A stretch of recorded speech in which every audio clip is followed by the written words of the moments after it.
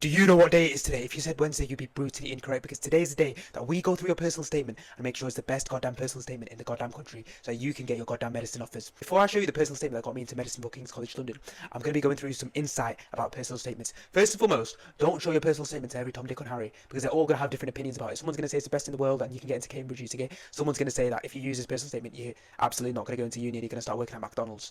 There's a massive difference. Only show it to a limited range of people, and especially people that matter. So someone that looks at personal statements on a regular basis, someone that's an examiner, stuff like that.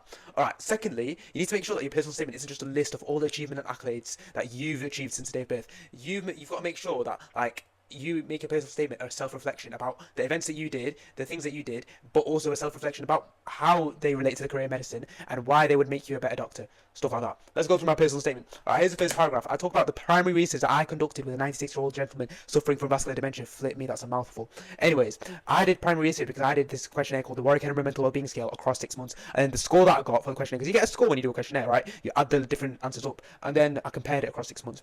And then I highlighted that obviously dementia, depression, people suffering from these things really interested me. And then this ignited my interest into addressing the emotional and physical aspects of health, because that's what doctors need to do. They need to address the physical and emotional aspects of health. They need to maximize patient health and care. That's what a doctor does.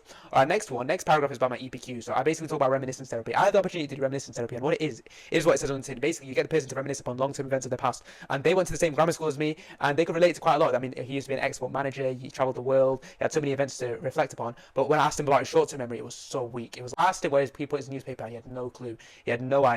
So that was interesting, that contrast between long-term memory and short-term memory. I haven't put that here, but then again, I've linked it to patient-centered care, and I've linked it in to communication and connection, because those are fundamental skills as a doctor. You need to be able to connect, you need to be able to communicate with your patients. If you don't do those things, unless you're a radiologist that just lives in a room looking at scans all day, you need to be able to communicate if you are to be a good and competent doctor.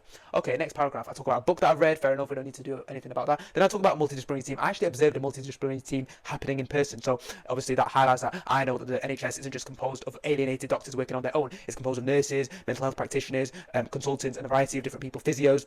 Okay, what else do I have? I've got the event that happened in my gold DV when someone fell in a hole. Basically, we were just walking along and some nugget fell in a hole, and then that's an unfamiliar environment. It shows that I can work and I've displayed problem-solving skills in an unfamiliar environment.